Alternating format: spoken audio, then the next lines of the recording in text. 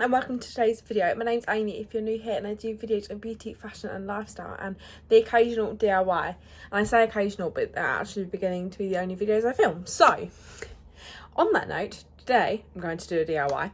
My headboard I don't like. It's black leather, and if you've seen from kind of my other little bits and pieces on here that I'm trying to make it a bit more neutral in here and a bit more just sort of earthy tones, fabrics, all that good stuff. So I'm going to be DIYing my headboards. If you'd like to see how I do it, then just keep watching. A little background on the headboard. So it's black leather or faux leather headboard. Now I went to IKEA a couple of weeks ago and actually purchased a table runner. I'll link it below. I'll probably put a screenshot here of what it's like.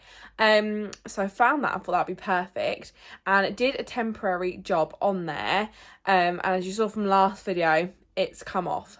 That is not because of my rubbish DIY skills. That is because my staple gun was from Poundland, and the staples are just not meant. They're not heavy duty. They're meant for paper, and I wasn't using it for paper. So I went on Amazon and ordered a heavy duty staple gun, which I'm going to open now with you. And I'm going to take it off and make it just a more permanent fix. I've put it on there kind of temporarily. We're going to make it more sturdy and make it actually last as a headboard. So that's what I'm going to do. So I brought this one. It took 2 days to get here. It was on Amazon Prime. And I believe it was £16. Let's try and open it. It comes with 3 different types of staples. Oh my gosh, it's very heavy, which is a lot better than my Poundland piece of rubbish one, which only literally the staples were breaking. It broke like twice in the process of me doing it, so I'm really glad. And it's also come with like a staple remover, which is really handy to get out the ones that are already in my headboard. So definitely going to be needing that. Then it comes with 3 different types of staples. So they're like the regular ones. Then you've got these ones which are more rounded. And then these ones are more just like a flat sort of nail look. I don't know which is the best one for me to use. Maybe we'll have a play around with a couple of them. But let's get started.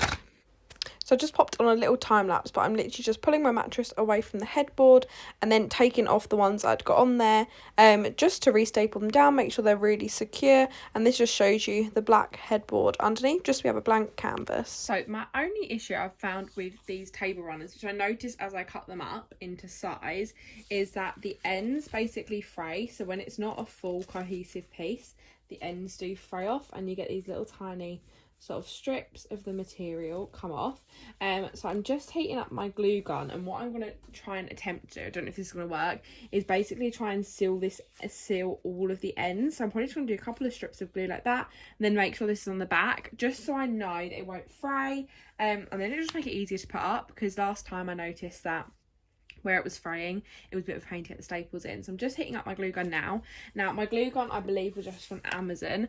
I have used this thousands and thousands of times. I love this. If I'm going to recommend any DIY tools and any DIY products probably going to feature in most of my videos, is a glue gun. Now you can get these really inexpensive. You can get them in Hobbycraft. I know they do ones in Poundland. I haven't tried them. But you basically just wait for the glue to heat up and then you just press down. So I'm going to hope that this creates a bit of a seal. It might be wise to just go over the threads.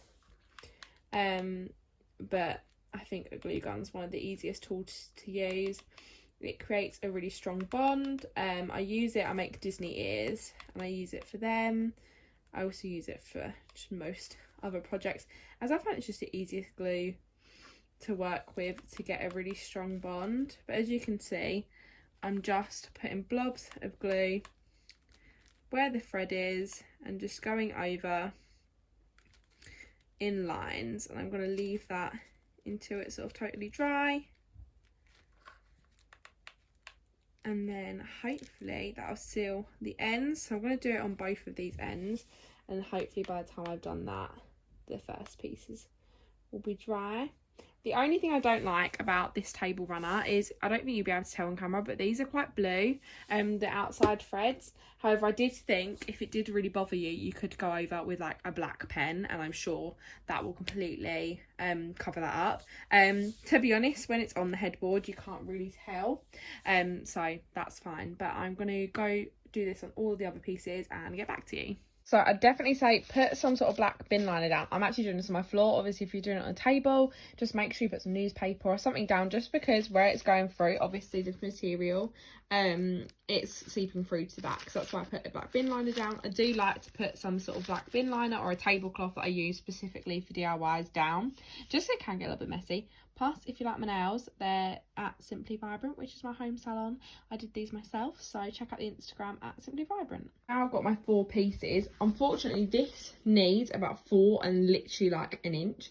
So instead of cutting it down to an inch, which I don't think I'll be able to do, I'm going to just drape some plants over that end, which I think I wanted to do anyway, or like a blanket or something like that, so that'll cover up.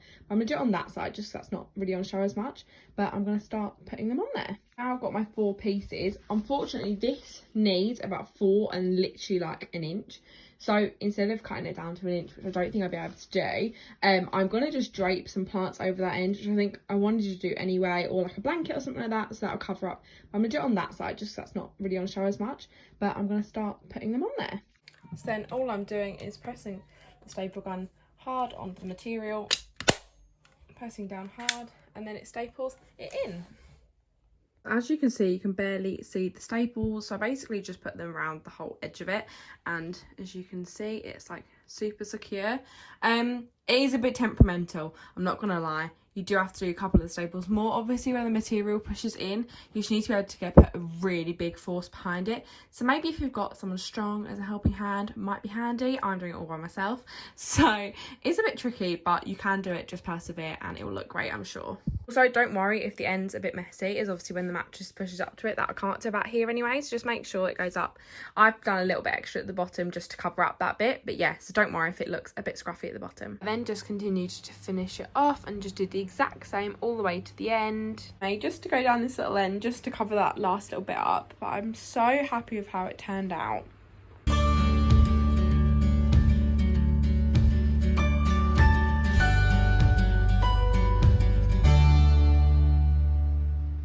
That's everything for today's video. I really hope you enjoyed it.